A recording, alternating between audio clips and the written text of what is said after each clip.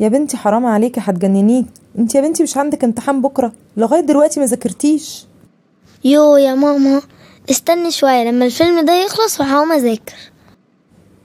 يا بنتي ده احنا من شوية قلنا نبدأ مذاكرة، قلتي اكل، اكلنا، قلتي نتفرج على التلفزيون، تتفرجي على التلفزيون، عايزة تتفرجي على فيلم تاني. يا بنتي حرام عليكي، عندك امتحان بكرة. طب بص يا ماما، هقوم انام دلوقتي، بعدين هقوم بالليل اذاكر. بعد ما كنت عايزة تتفرجي على الفيلم دلوقتي كبس عليكي النوم. عموما انت حرة، انا مش كل يوم هيطلع عيني معاكي عشان تذاكري وفي الاخر ما بتخلصيش حاجة. انا داخلة انام لي شوية انا كمان، وهحاول اصحيكي. حاضر. يا ماما، اوعي تنسى علشان انا ما ذاكرتش.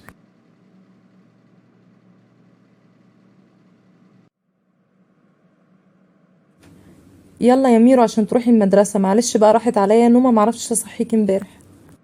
معلش ايه يا ماما، هو انا مش قلتلك صحيني؟ راحت عليا نومة يا ميرو. وانتي ما شغلتيش المنبه ليه عشان تصحي نفسك؟ مش انتي اللي عندك امتحان ولا انا؟ انا لو ما حلتش النهارده هتبقي انت السبب، ولما الميس تسألني مش هعرف اجاوب. كمان انا السبب؟ هو انا اللي مذاكرتش؟ يلا يلا قومي البسي عشان تروحي الامتحان. قوليلي يا ميرو، 5 times 6 equal ايه؟ 5 times 6 معرفش يا ميس. قولي انت يا جانا، جاوبي على السؤال. equal 30 يا ميس. برافو يا جانا. طب 8 times 8 equal ايه؟ equal 64 يا ميس. برافو يا جانا، برافو يا حبيبتي، واضح ان انت مذاكره كويس. وانت بقى يا ميرو ما بقيتيش بتذاكري ليه؟ حاضر يا ميس، هبقى اذاكر. ميرو بعد اذنك ما تتكلميش عليا تاني، علشان انا سمعتك وانت بتتكلمي مع واحده صاحبتنا بتقولها اللي انا شكله وحش. انا حرة اقول رأيي زي ما انا عايزة، وبعدين انت بتستنطي علينا ليه؟ انت اصلا شعرك وحش. عموما انا ما كنتش بستنط عليكم، انا كنت معدية وسمعتكم، وتاني مرة يا ميرو انا مش هقعد جنبك. عموما براحتك بقى، وانا اصلا النهارده يوم غريب. ماشي، شكرا يا ست ميرو. ايه يا جان، انت ليه مش قاعده جنبي؟ تعالي اقعدي جنبي، اقعدي مكانك. لا انا مش هقعد جنبك ومش عايزه صاحبك تاني، خلاص. ايه يا ميرو عملتي ايه النهارده في الامتحان؟ تعالي طمنيني. طبعا ما جاوبتش يا ماما، مش انتي ما صحتنيش؟ معلش يا حبيبتي، حقك عليا، ان شاء الله نعوضوها المره الجايه. طيب يا ماما، انا هدخل انام دلوقتي. مش هتتغدي يا بنتي؟ لا يا ماما، ماليش نفسي اكل. مالك يا مروه، مش مظبوطه ليه النهارده؟ ايه اللي مضايقك؟ ميرو تعباني قوي يا مي، كل حاجه جايبه اللوم عليا. ما تذاكرش وفي الاخر تقولي صحيني، ولما صحتهاش يبقى انا السبب في ان هي ما تذاكرش، وانا السبب في ان هي ما تحلش في الامتحان. يا اما تقولي الامتحان صعب والميس مستقصداني وبتسألني اسئله صعبه. مش قادره تفهم ان مشكله عندها هي، ومش عارفه اوصلها لها ازاي. بحس ان هي مرتاحه قوي لفكره ان هي الضحيه عشان تريح دماغها وخلاص من اي مسؤوليه.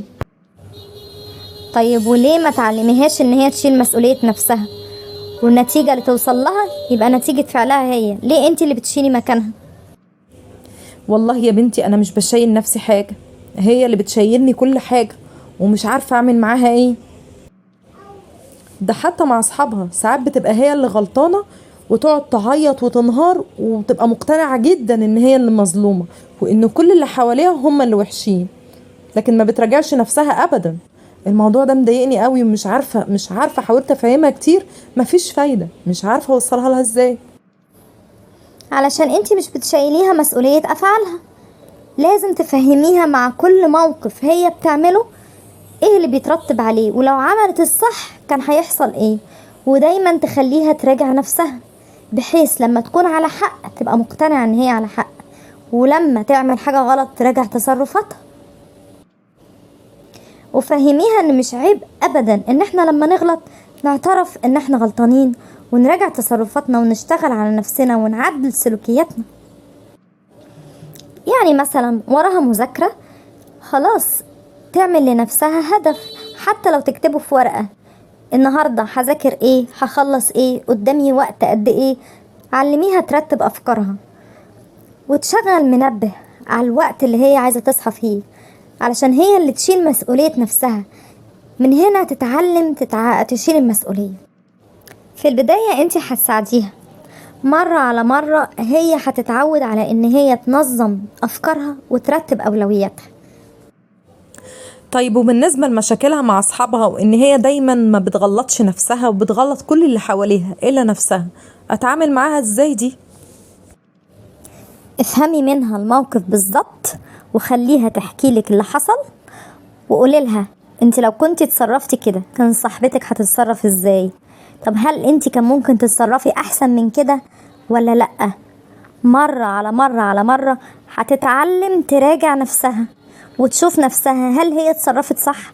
هل هي فعلا رد فعل صاحبتها ده صح ولا مبالغ فيه؟ ولا هي اللي غلطانة ولا صاحبتها اللي غلطانة؟ هتعلميها تحلل الأفكار. فاهماني؟ أيوة فهماكي، هفضل معاها واحدة واحدة لغاية أما أوصلها إن هي اللي تقول إذا كان هي صح أو غلط. بالظبط كده. ودايما خلي المرجع بتاعها هو كلام ربنا. هل اللي هي عملته ده يرضي ربنا ولا ما يرضيش ربنا؟ لو هو ده المرجع الأساسي ليها، بعد كده هي هتتعلم الصح من الغلط لوحدها، وهتبطل نظرية الإسقاط دي خالص، إن هي تلبس أي حد الغلط إلا نفسها. لأن مرة على مرة على مرة بعد كده هتقتنع إن كل الناس وحشة وهي المظلومة الوحيدة في الكون، وهي دايما الضحية. والإحساس ده لوحده كفاية قوي إنه يتعب لها نفسيتها ويعيشها طول عمرها مش مبسوطة ومش سعيدة. عندك حق فعلا. شكرا يا حبيبتي، أنا فعلا كنت محتارة مش عارفة أعمل إيه. ربنا يبارك لي فيكي يا رب. العفو يا حبيبتي، احنا اخوات، وميرو دي زي بنتي. يلا يا ميرو حبيبتي عشان تتغدي. لا يا ماما، مليش نفسي اتغدى. طب تعالي بقى عشان عايزين نتكلم شوية. حاضر يا ماما. قوليلي بقى، احكيلي كل اللي مزعلك. يا ماما انا زعلانه قوي، اللي اصحابي كلهم جاوبوا وانا كنت قاعده مش عارفه اجاوب.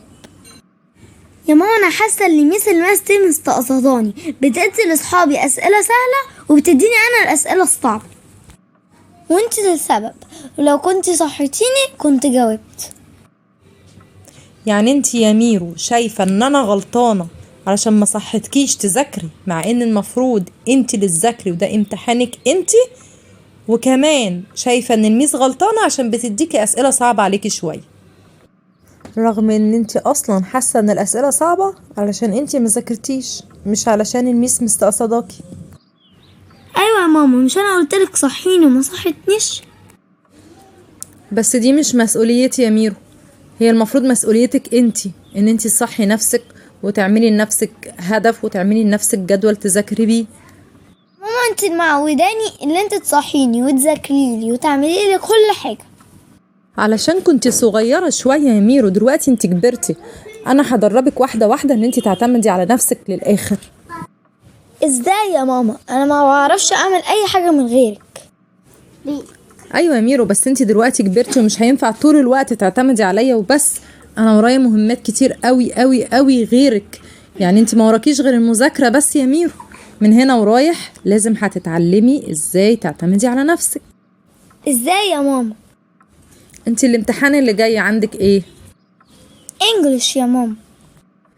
طيب انت دلوقتي هتاكلي وتنامي شوية وبعد كده تقومي تذاكري، ولا هتاكلي وتريحي شوية وتبدأي مذاكرة؟ لا يا ماما، انا هاكل وهنام شويه. طيب خلاص، اظبطي انت المنبه بنفسك، بعد ساعتين تقومي وتصحي لوحدك، ودي مسؤوليتك انت، ما تجيش تحاسبيني عليها. ولو حاسه نفسك مش هتعرفي تصحي وده هيأثر عليكي في الإجابة بكرة، خلاص ذاكري الأول وبعد كده خلصي اللي وراكي ونامي. حاضر يا ماما، انا هذاكر علشان انام براحتي. خلاص يا حبيبتي، خلصي اللي وراكي، ودايما أول بأول كده شوفي انت هتعملي ايه ورتبي دماغك. بس يا ماما في حاجة مزعلاني قوي، انا كنت عايزة احكي لك عليها. ايه يا حبيبتي؟ قولي، خير في ايه؟ انا يا ماما بحس ان اصحابي مش بيحبوني. صاحبتي النهارده لقيتها قاعده في حته بعيده غير مكانها ومش عايزه تقعد جنبي. ليه يا حبيبتي؟ اكيد في حاجة زعلتها. ماما انا مش بزعل حد، هما اللي بيحطوني في دماغهم. لا يا حبيبتي، ممكن تكوني انت فاهمة غلط. مفيش حد بيحط حد في دماغه الا لما يكون مزعله. طب حاولي تفكري كده، شوفي انت عملتي ايه موقف ممكن يكون زعله. يا ماما بصراحه هي سمعتني وانا بقول من وراها اللي هي شعرها شكله وحش. طب حطي نفسك مكانها يا ميرو. لو انت سمعتي حد بيتكلم عليكي وبيقول ميرو شكلها وحش، ميرو لبسها وحش، ميرو شعرها مش حلو، ميرو مش شاطرة، هتزعلي ولا مش هتزعلي؟ الصراحه يا ماما انا هزعل وهاخد موقف. ده غير اللي عملتيه ده يا ميرو اسمه غيبة ونميمة، ودي صفة وحشة جدا يا ميرو، اتخلصي منها بأي طريقة. يعني ايه يا ماما غيبه ونميمة؟ يعني ان انت تتكلمي على حد بكلام وحش ما تحبيش ان هو يسمعه، ومادام ما تحبيش ان هو يسمعه ولو هو سمعه هيضره، يبقى ما يصحش اصلا تتكلمي عليه، وربنا ما بيحبش كده. ربنا نفسه قال: بسم الله الرحمن الرحيم: ولا يغتب بعضكم بعضا أيحب أحدكم أن يأكل لحم أخيه ميتا فكرهتموه واتقوا الله إن الله تواب رحيم. يعني يا ميرو ربنا بيأمرنا إن إحنا ما نجيبش سيرة أي حد بحاجة وحشة، واللي يجيب سيرة حد بحاجة وحشة كأنه بياكل في لحم أخيه ميت. ترضي تاكلي لحم أخيكي وهو ميت أو أختك؟ لا يا ماما طبعا. يبقى مش صاحبتك بقى اللي غلطانة يا ميرو، انت اللي غلطانة مرتين، مرة لما جبتي سيرتها ومرة لما اتهمتيها ان هي اللي غلطانة في حقك. تصدقي يا ماما صح، ده انا كنت فاكره نفسي انا المظلوم. لا يا حبيبتي، اما تلاقي عندك مشكلة راجعي تصرفاتك وشوفي هل انت غلطانة ولا مش غلطانة، ومرجعك دايما ربنا. هل اللي بتعمليه يرضي ربنا ولا لا؟ لو يرضي ربنا خلاص ما يهمكيش، لكن لو ما يرضيش ربنا يبقى تراجعي نفسك وتصلحي غلطك. صح يا ماما، عندك حق. طب اعمل ايه دلوقتي؟ روحي يا حبيبتي صالحي صاحبتك وفهميها انك ما كنتيش تعرفي ان ده غلط، وقولي لها ان انت ما كنتيش تقصدي الكلام ده، وان شعرها شكله مش وحش ولا حاجة، ولو عايزة تنصحيها بتسريحة شعر معينة انصحيها بس بطريقة ما تزعلهاش. حاضر يا ماما، انت عندك حق. ما تزعليش يا جنى، انا غلطت في حقك، وخلي بالك انت شعرك جميل، انا بحب الشعر الكيرلي. انا اتكلمت مع ماما وقالت لي اللي انا بعمله ده بيغضب ربنا، ودي اسمها غيبه ونميمه. خلاص يا ميرا انا مش زعلان، انا عارفه اللي شعري حلو، بس انا اللي بحب اعمل التسريحه دي. ماشي يا جنى، تعالي بقى اقعدي جنبي. ماشي حاضر، هقعد جنبك.